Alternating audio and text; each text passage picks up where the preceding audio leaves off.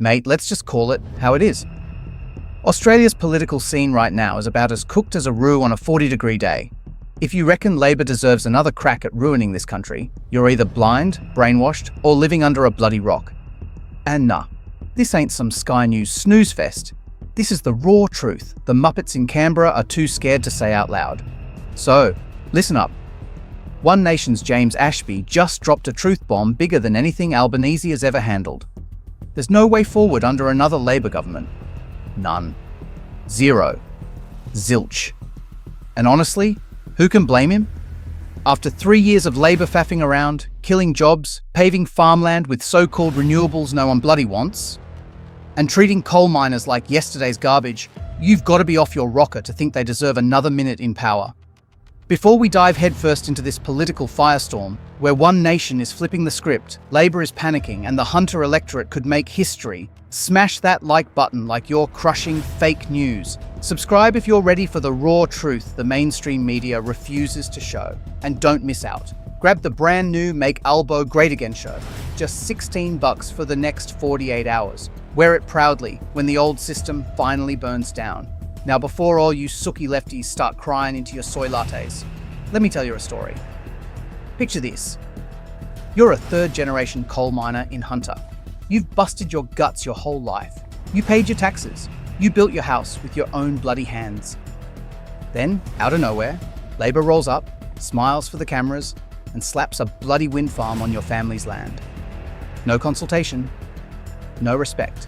Just a big, fat get stuffed from the very mob you trusted to have your back. That's the real Australia they don't show you on ABC.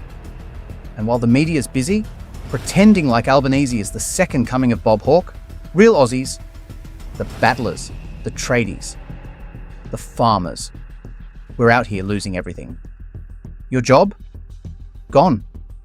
Your land? Bulldozed. Your say? Bloody ignored. And who's actually sticking up for you? Not Labor. Not the Greens. It's the so-called racist party the elites love to hate. One Nation. And you know what's even juicier? After 30 bloody years of standoff, One Nation and the Coalition are finally tag-teaming on preferences.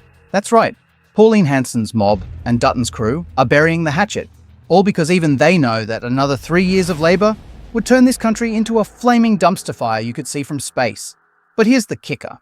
The media's twisting it like it's some shady deal. Mate, it's not a deal. It's called common bloody sense. You don't hand the keys back to the bloke who just crashed your ute into a tree, do you? No way. You find someone who actually knows how to drive.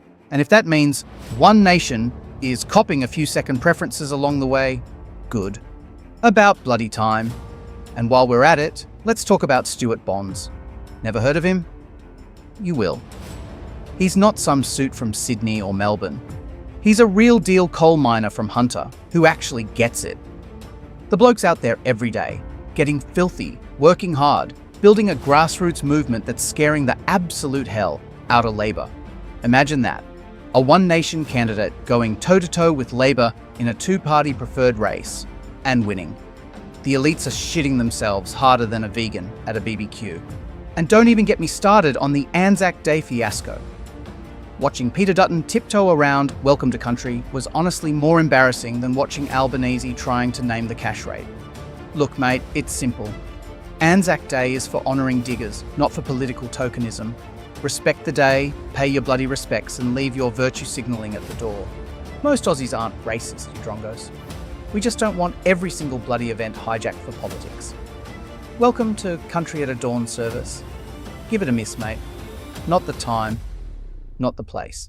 But you try saying that in public and boom, you're a bigot, according to Channel 9. Sick of it. Absolutely sick of it. Now look, I get it. Talking like this ain't polite. It won't win me an invite to the ABC Christmas party.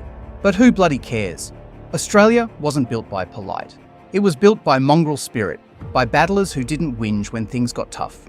And right now, if we don't pull our heads out of our asses, we're going to lose the whole bloody country to the same mob that thinks the economy runs on feelings and fairy dust. Labor and the Greens want you poor, dependent, and too scared to speak your mind. That's the real endgame, mate. Keep you on handouts, keep you voting for scraps, keep you quiet while they fly their rainbow flags and sip champagne at climate conferences in Paris. And it's not just Hunter either. Seats all over the place are in play, and the silent majority is finally waking the hell up. They're realizing that maybe, just maybe, the nutters at One Nation were bloody right all along. Maybe standing up for your country, your job, and your culture isn't racist.